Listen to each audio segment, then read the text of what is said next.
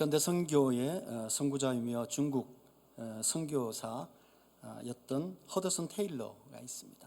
그분이 이렇게 말했습니다. 99% 헌신된 100사람보다 100% 헌신된 한 사람을 하나님은 찾으신다. 이렇게 말씀하셨습니다. 이 말의 의미는 온전하게 헌신된 한 사람을 하나님께서는 사용하신다. 이렇게 우리가 해석할 수 있을 것 같습니다. 한마디로 말하면 하나님께 미친 사람, 이 하나님께 미친 한 사람을 하나님께서는 세상을 위한 이 변화의 도구로 사용하신다는 것입니다. 그렇습니다. 성경이나 역사의 인물 중에 하나님께 크게 쓰임을 받았던 사람들은 그 사람의 자질이나 그 사람의 출신 성분보다 철저하게 헌신된 사람이었습니다. 세상에는 참 똑똑하고 유능한 사람이 참 많습니다. 그러나 하나님께서는 이러한 사람보다 출신이나 학문적인 그 수준, 이런 환경이나 이런 것보다 온전하게 헌신된 사람의 그 태도를 하나님께서 보시는 것입니다. 아브라함이 그랬습니다. 바울이 그랬습니다. 또 무디가 그랬습니다. 특별히 무디는 초등학교 3학년밖에 다니지 못했습니다. 언젠가 제가 한번 그 시카고 무디 그 바이블 칼리지에 방문을 하게 됐는데 그때에 그 무디가 했던 굉장히 평생에 가장 중요하게 했던 것, 원래 무디는 구두 수선공이지 않았습니까? 했던 것 중에 두 가지가, 하나는 뭐냐면은 그 오래된 고서들, 특별히 정말 우리가 명작이라고 얘기하는 그 책들을 너무 많이 읽었다는 게 아주 그 독서광이었습니다. 두 번째는 그가 아침마다 하나님 앞에 큐티를 했다는 거예요. 그래서 무디 큐티 그 성경책이 있습니다. 그래서 그 책, 성경책 그 옆에 그 여백에 아주 깨알같이 그 하나님께서 아침마다 허락하시는 그 말씀을 써놓은 그런 책이 있습니다. 아쉽게 옛날에 그 시카고 화재 사건이 일어났을 때 무디가 소장하고 있던 그 오래된 고서들과 그런 것들이 대부분이 다 화재로 소실이 되어서 참 안타깝게 생각을 합니다만, 이 초등학교 3학년밖에 못 다닌 이 무디가 정말 미국 이 선교사의 가장 위대한 인물로 쓰임을 받았던 이유는 뭐냐면은 그의 헌신이었습니다. 하나님을 위한 헌신이었다는 거죠. 오늘 본문인 창세기 6장은 인류 역사의 가장 어두운 장면을 보여주고 있어요. 창조의 기쁨과 에덴의 축복은 사라지고 죄가 만연한 세상의 모습을 보여주고 있습니다. 우리는 지금까지 에덴에서 아담과 하와가 하나님을 반역하는 죄, 가인이 동생 아벨을 죽이는 죄를 보았습니다. 그런데 이 본문에서는요, 죄는 더 이상 개인의 문제가 아니에요. 사회 전체적인 문제로 대두하고 있고요. 그 다음에 사회 전체가 모두 다 통일하게 하나님을 대적하고 이 죄에 탐닉하는 이 모습을 보여주고 있다는 것입니다. 무엇보다 6절에 하나님께서 뭐라 그러시냐면은 땅 위에 사람을 지으신 것을 한탄하사 마음에 근심하시고, 이렇게 되어 있어요. 이런 창세기 1장 31절에 하나님께서 만물을 다 지으시고 이렇게 말씀하셨어요. 하나님께서 그 지으신 것을 보시고 보시기에 심히 좋았더라. 이 말씀과 얼마나 대비되는 건지 모르겠어요. 그렇게 만물을 지으시고 기뻐하시고 참 그 만물을 축복하셨던 하나님의 마음 속에 그 만물에 행하는 것들을 보시고 마음에 근심하시는 하나님의 모습을 우리가 생각해 보면 참 이 두 말씀이 너무 대조적이다, 이런 생각을 하게 됩니다. 이는 마치 지금의 상황이 더 이상 유지가 불가능하고 회복이 불가능한 상황이다라고 규정하고 계시는 것 같아요. 참 두려운 말씀입니다. 어쩌면은 오늘 우리가 살아가는 이 시대가 아마 그렇지 않나 이런 생각을 해보게 됩니다. 그런 처참한 상황 가운데서 오늘 본문은 한 사람을 소개하고 있습니다. 그 사람의 이름은 노아였습니다. 그의 이력은 매우 단순합니다. 8절에 그러나 노아는 하나님께 은혜를 입었더라, 이렇게 노아를 소개하고 있습니다.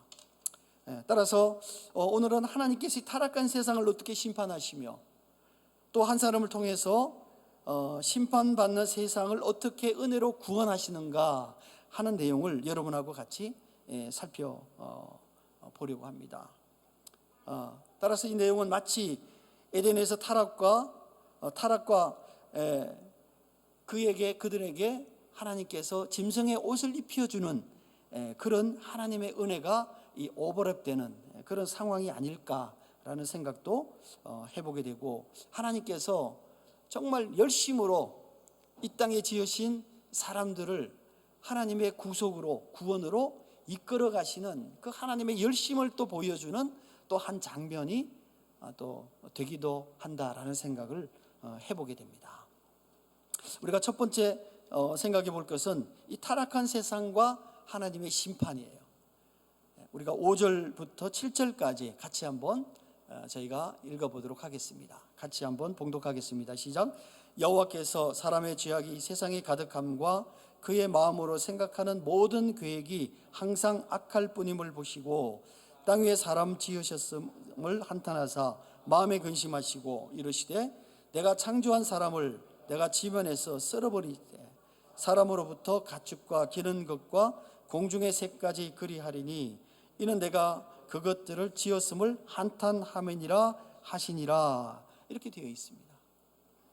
이 본 구절은 세상이 어느 정도 이게 타락했는가 하는 것을 얘기하고 있습니다.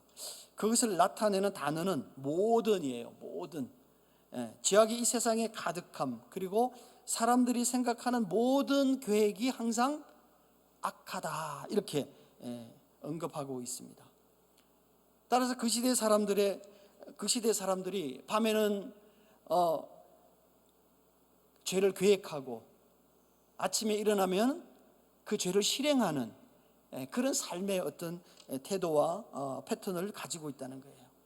그래서 일부가 아닌 모든 것 모두가 그렇다는 거예요. 이것을 신학적으로 중요한 단어를 제공하고 있는데, 그것은 뭐냐면은 전적 타락이에요. 전적 타락이에요. 전적 타락이라는 것은 어떤 의미냐면은 자신이 스스로 자정할 수 있는 능력이 없음이라는 뜻이에요. 내가 뭔가를 나를 고쳐갈 수 있는 능력이 나 안에 상실되었음이라는 것을 뭐라고 얘기하냐면은 전적 타락이다, 이렇게 되어 있어요. 그러니까 인간은 이 죄로 말미암아 이 전적 타락의 상황 가운데 있는 것이에요. 여기서 이 강조하고 있는 것의 중요한 그 타락의 현상은 뭐냐면은 윤리적 타락이에요. 윤리적 타락이에요.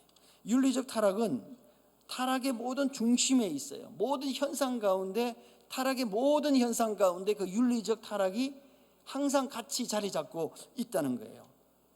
2절에 보니까 이렇게 돼 있어요. 하나님의 아들들이 사람의 딸들의 아름다움을 보고 자기들이 좋아하는 모든 여자를 아내로 삼는지라, 이렇게 기록되어 있습니다.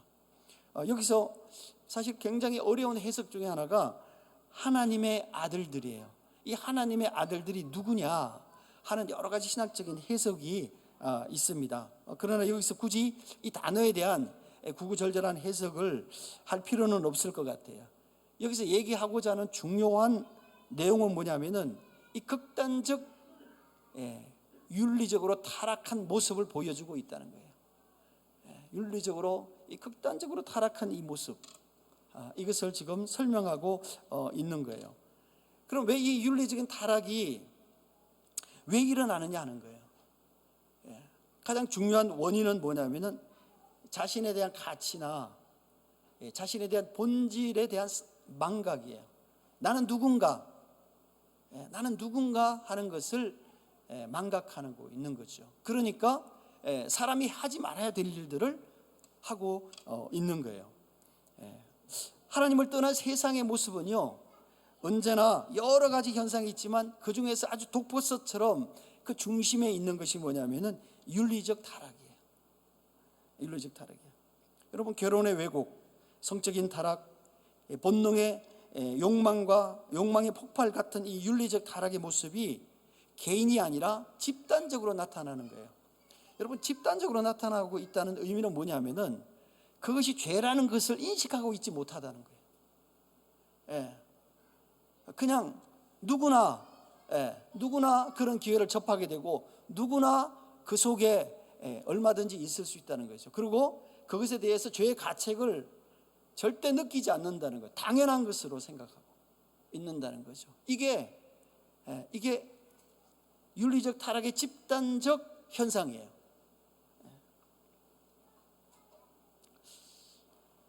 이런 인간이 갖고 있는 이 욕망이 만족할 수 없는 욕망이다 하는 것을 얘기하는 거예요. 채워지지 않는 욕망. 마치 이것은 우리가 목마를 때 이 바닷물을 먹는 것과 같아요. 잠시 뭔가 해결이 되는 것 같지만 그러나 머지않아서 다시 목마름이 지속적으로 우리에게 다가오는 거예요. 그렇습니다. 왜냐하면 인간의 욕망은요, 그 욕망의 대상이 물질이든 성이든 권력이든 어떤 것이든지 간에 결코 만족할 수 없어요. 가지면 더 가고 싶고. 따라서 이런 이 욕망의 무절제함은 나 개인뿐만이 아니라 이 전염이 너무 잘 되는 거예요. 그래서 이 주변의 사람들과 사회 전체를 이 병들게 한다는 거예요. 어쩌면 그 시대의 모습이 오늘 우리가 살아가는 이 오늘날의 모습하고 별반 다르지 않을 것 같다는 생각을 해보게 되는 것이죠. 이러한 세상의 모습에 대해서 하나님께서는 한탄하사 마음에 근심하시고 이렇게 되어 있어요. 여러분, 이렇게 이 하나님의 이 마음의 표현, 한탄하사 마음에 근심하시고 이런 표현은 뭐냐면은 하나님께서 내가 괜히 사람을 지었다 라고 얘기하시는 것보다는 그렇게 살아가는 자기의 자신을, 정체성을 잊어버리고 살아가는 사람에 대한 연민을 가지고 계신다는 거예요. 연민을 갖고 계신다는 거예요. 이 한탄이라는 말은요, 히브리어로 나함이라는 뜻인데 이것이 뭐냐면 어떤 의미냐면은 깊은 슬픔과 애통을 얘기하고 있는 거예요. 그를 바라봄에 있어서 내가 말할 수 없는 슬픔을 느끼는 거예요. 애통함을 느끼는 거예요. 마음이 찢어지는 애통함을 느끼는 거예요. 그래서 이 일반적으로 히브리어에서 이런 슬픔과 애통은 뭘로 느끼냐면은 창자로 느끼는 거예요. 여러분, 창자가 끊어질 듯한 아픔. 여러분 혹시 그런 거 경험해 보셨어요? 창자가 끊어지는 아픔. 저도 뭐 경험해 보지 않아서 잘 모르지만 정말 이거는 죽는 것보다 더 아프다고 그러더라고요. 창자가 뒤틀리는 이 아픔은 정말 겪어보지 않는 사람은 이거는 뭐 상상하기 어렵다. 그래서 우리가 일반적으로 가장 큰 고통을 이 출산하는 고통이라고 그러는데 그보다 더 고통스러운 게 이 창자가 뒤틀리는 고통이라고 그래요. 그러니까 이 겪어본 사람만이 알 수 있는 거예요. 따라서 히브리어에서 이 고통이라는 애통이라는 이 말의 의미가 이 정도로 고통스러움을 참고 있는 것. 이게 하나님의 우리를 향한 이 마음이다. 이렇게 우리가 이해할 수 있을 것 같습니다. 그러나 하나님께서 이런 연민과 인간에 대한 연민과 슬픔을 갖고 계신다는 것은 여전히 그에 대한 사랑을 갖고 계신다는 거예요. 여전히 그에 대한 사랑을 갖고 계신다는 거예요. 그러나 어쨌든 하나님의 인간에 대한 애정은 애정이고 인간의 잘못에 대한 심판은 심판인 거예요. 여기서 심판은 하나님의 감정적 대응이 아니라 선하신 하나님의, 의로우신 하나님의 본성의 대응이라는 거예요. 따라서 하나님의 의로우심이 그것을 그냥 둘 수 없다는 거예요. 그냥 둘 수 없다는 거였어요. 따라서 이것은 결국은 이 징벌이라는 것, 심판이라는 것은 무서운 거지만, 그러나 그 심판은 심판으로 끝나지 않고 심판은 언제나 회복이 함께 그 끝자리에 있다는 사실들을 우리가 기억할 필요가 있어요. 이것이 하나님께서 우리에게 주시는 은혜예요. 그냥 심판은 심판으로 끝나버리면 얼마나 허무해요. 그러나 하나님께서 우리를 심판하시고, 하나님께서 우리를 정죄하시고, 하나님께서 우리에 대해서 매를 드신다는 그 얘기는 뭐냐면은, 그것으로 끝나는 것이 아니라 그 심판 후에 그 뒤에 하나님의 은혜의 회복이 기다리고 있다는 거예요. 이것이 하나님께서 우리를 대하시는 이 하나님의 사랑이다 하는 것을 우리가 생각해 볼 수 있는 겁니다. 두 번째, 이 극단적 이 타락과 함께 또 한 사람, 이 한 사람을 소개했습니다. 그 사람이 누구냐면은 노아예요. 그럼 노아는 누군가 하는 거예요. 그 타락한 세상 가운데 하나님께서 선택하신 그 노아는 누군가 하는 겁니다. 8절과 9절을 우리가 같이 한번 읽어보도록 하겠습니다. 같이 한번 봉독하겠습니다. 시작. 그러나 노아는 하나님께 은혜를 입었더라. 이것이 노아의 족본이라. 노아는 의인이요 당대의 완전한 자라. 그는 하나님과 동행하였으며, 이렇게 되어 있어요. 하나님께서 노아를 선택하셨어요. 그런데 노아는 뭐예요? 의인이고 하나님과 동행하며 당대의 완전한 사람이다, 이렇게 묘사하고 있습니다. 여러분, 이것은요 모순이에요. 왜냐하면 성경에서 뭐라고 얘기하냐면, 세상에 의인은 없다. 근데 의인은 없는데 하나도 없다, 이렇게 얘기하고 있거든요. 여러분, 의인은 없고 하나도 없는데, 한 명도 없어요. 인간이, 우리가 아담 이후에 한 명도 없어요. 그런데 여기서 노아는 의인이다, 하나님과 동행하는 사람이다, 이 두 말이 서로 안 맞는 말이잖아요. 따라서 노아가 의인이다라고 이 성경에서 기록되어져 있는 것은 노아가 정말로 죄가 없는 사람이냐라는 것은 그 말의 의미가 아니에요. 노아가 의인이다라고 얘기하고 있는 것은 뭐냐면, 그가 세상을 바라보지 않고 하나님을 바라보고 삶을 살았다는 거예요. 하나님을 기대하고 삶을 살았다는 거예요. 이것이 하나님께서 노아를 의인이라고 이 성경 말씀에 칭하신 이유예요. 여러분, 우리가 성경에 나와 있는 우리 믿음의 선배들을 보면 아브라함이 그랬어요. 하나님께서 아브라함이 하나님을 믿는 모습을 보면서 그를 의로 여기셨다, 이렇게 얘기가 되어 있거든요. 아브라함만 그랬습니까? 야곱도 그랬고요, 다윗도 그랬고요. 그리고 우리도 하나님께서 의인으로 칭하신다는 거예요. 여러분, 이것이 하나님의 은혜의 법칙이에요. 하나님의 은혜의 법칙이에요. 따라서 노아를 의인이라고 칭하셨던 그 하나님의 은혜의 법칙이 노아에게만 해당되는 것이 아니고, 아브라함에만 해당되는 것이 아니고, 동일하게 우리에게도 동일하게 적용이 된다는 거예요. 따라서 우리가 이것을 그냥 뭐라고 보통 얘기하냐면 칭의다, 이렇게 얘기해요. 우리는 원래 의롭지 않아요.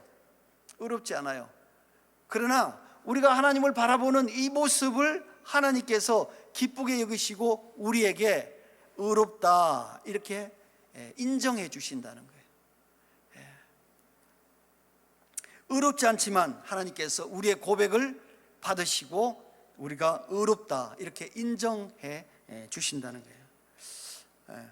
또 동일하게 노아가 하나님과 동행했다고 하는 것은 이 세상이 아닌 하나님께 소망을 두고 하나님을 바라보면서 살았다 하는 것과 동일합니다. 따라서 이 노아는 이 타락한 세상에서 그들과 똑같은 삶의 모습으로 살지 않으려고 무지하게 노력을 했다는 거예요. 그 말의 의미는 하나님의 말씀에 따른 이 대안적 삶을 살아가려고 이 노력을 했다는 거예요. 성경은 노아뿐만 아니라 창세기 5장에 에녹에게도 이렇게 기록하고 있어요. 그가 하나님과 동행했다, 이렇게 기록하고 있습니다. 그러나 에녹도 하나님과 동행하고 또 노아도 하나님과 동행했는데 하나님께서 에녹은 데리고 가시고 노아는 세상에서 하나님의 사역을 감당하는 그런 사역자로 하나님께서 노아는 사용하셨다 하는 거예요. 우리는 그 이유를 알 수가 없어요.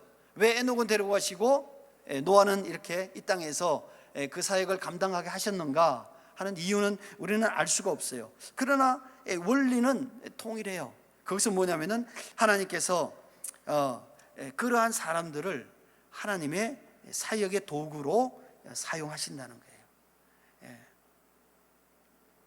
사도 바울은 이것을 뭐라고 표현하냐면은 집에 있는 그릇으로 표현합니다. 그러니까 이렇게 얘기해요. 부잣집에는 그릇이 많다는 거예요. 은그릇도 있고 금그릇도 있고 다양한 그릇이 있다는 거예요. 그런데 그 그릇을 어떤 그릇을 사용하는가 하는 것은 누가 결정하는 거예요? 주인이 결정하는 거예요. 오늘 이번 명절에는 이 그릇을 사용하자 하는 거죠. 여러분 그 뭐예요? 이 선반에 찬장에 그릇 많잖아요, 그죠? 우리나라 사람들은 이 그릇 욕심이 많아가지고 지금 쓸 그릇이 아니라 앞으로 쓸 그릇을 사잖아요. 그래서 집에 뭐 이사할 때 보면은 왜 그렇게 그릇이 많이 나오는지 저도 감당이 안 되더라고요. 근데 어쨌든 근데 여러분 그 어떤 그릇을 쓸 것인가 하는 것은 그 주인의 마음이에요. 그런데요 원칙이 하나 있어요. 여러분 어떤 그릇을 사용하십니까? 깨끗한 그릇을 사용한다는 거예요. 하나님께서 어떤 것을 사용하시는가 하면은 그가 결정할 일인데, 그러나 원칙은 뭐냐면은 깨끗한 그릇을 사용한다는 거예요. 여러분 그릇이 깨끗해야 사용하지 않겠어요? 우리도 동일해요. 하나님께서 우리를 사용하신다면 우리가 어떤 사람이어야 되냐면은 세상을 바라보지 않고 하나님을 바라보는 그 마음을 하나님께서 원하신다는 거예요. 역대하 6장 9절에는 이렇게 기록되어 있습니다. 여호와의 눈은 온 땅을 두루 감찰하사 전심으로 자기를 향하는 자들을 위하여 능력을 베푸신다, 이렇게 되어 있어요. 여러분 이 말의 의미는 무엇입니까? 하나님께서 자신이 하나님의 사역의 도구로 사용하실 사람을 찾는다는 거예요. 그런 사람을 찾는다는 거예요. 다른 의미는 또 뭐겠습니까? 하나님이 그렇게 찾는다는 의미는 뭐냐면은 그렇게 쓸만한 사람이 많지 않다는 거예요. 왜냐하면 우리의 관심이 온통 어디에 있기 때문에, 세상에 있기 때문에, 하나님을 바라보지 않고 세상에 있기 때문에 그런 사람을 찾기가 참 어렵다 하는 거예요. 따라서 하나님께 관심이 있는 사람, 하나님 나라에 관심 있는 사람, 하나님께서 나의 삶에 역사하시기를 기대하는 사람을 하나님은 여전히 찾고 계신다 하는 거예요. 우리가 잘 아는 말씀 잠언 3장 5, 6절에 보니까 이렇게 기록되어 있습니다. 너는 마음을 다하여 여호와를 의뢰하고 내 명체를 의지하지 말라. 너는 범사의 그를 인정하라. 그리하면 내 길을 지도하시리라. 이렇게 되어 있어요. 너는 범사의 그를 인정하라 이렇게 되어 있어요. 범사라는 것은 뭡니까?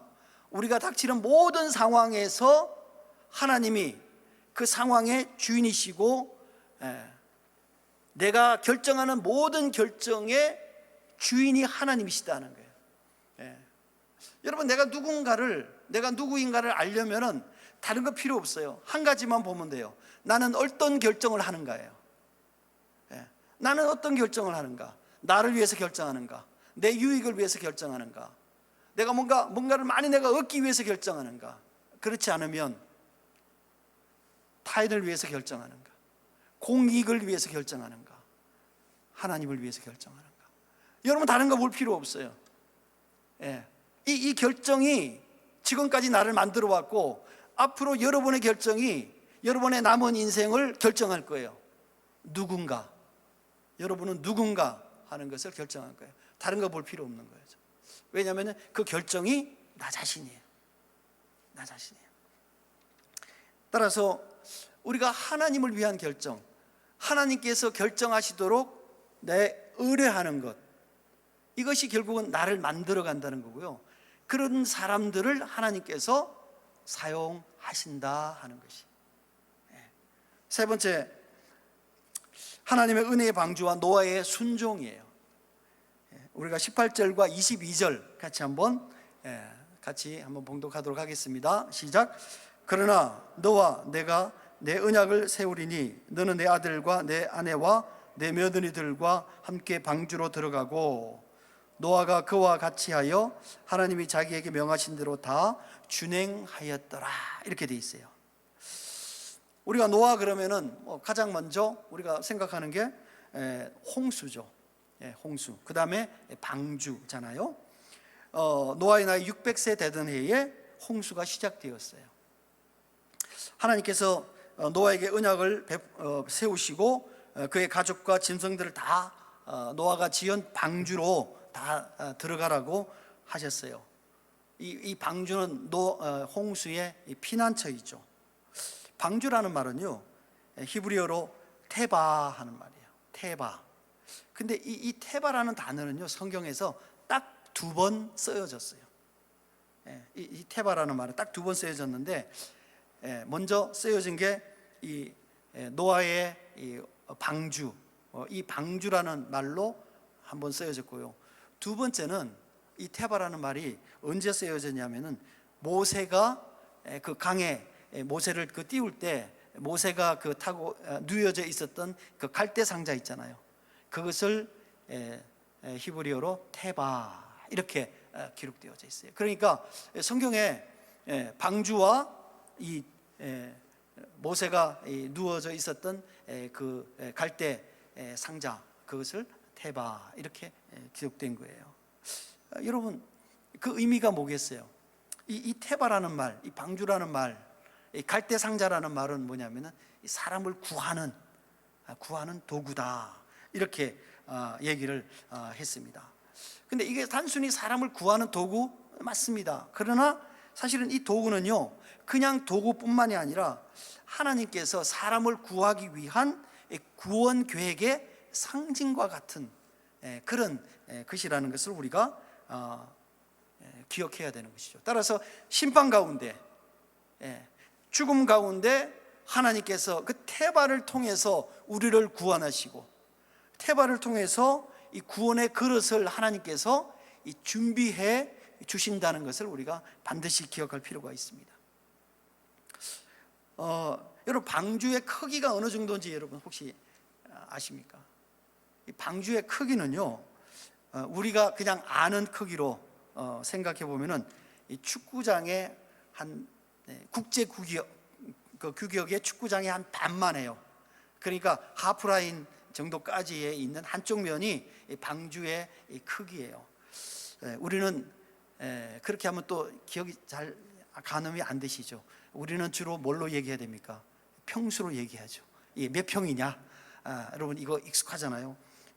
근데 국제 규격 이 운동장이 2156평이랍니다.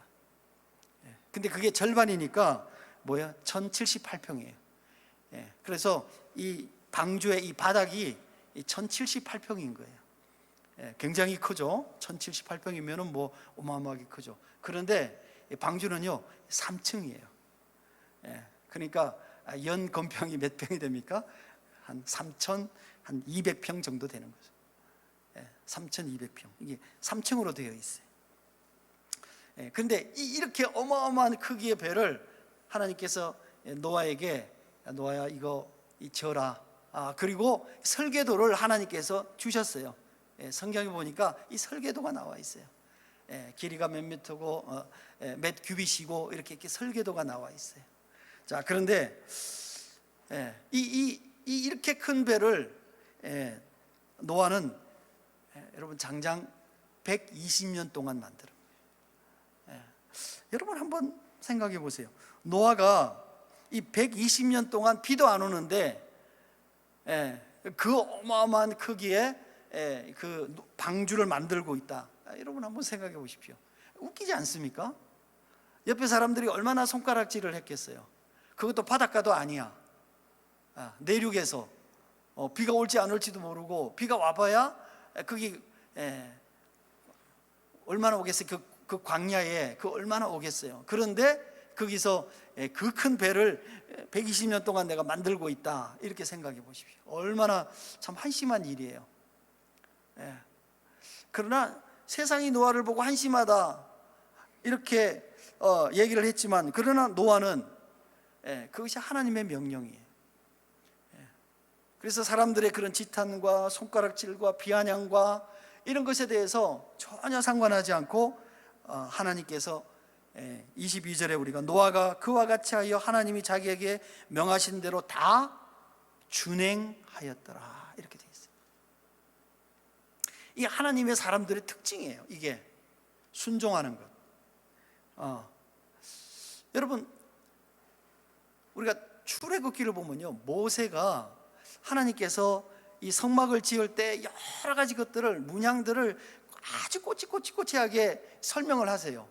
그런데 그 뒤에 항상 따라오는 얘기가 뭐냐면은 하나님께서 말씀하신 대로 다 그대로 행하였더라, 이렇게 되어 있어요. 그러니까 하나님의 사람들의 특징이에요. 이게 하나님께서 명령하신 대로 내 생각대로 하지 않고 하나님께서 하라는 대로 했다는 거예요. 이렇게 한결같은 이 순종의 모습을 보여주고 있는 것이죠.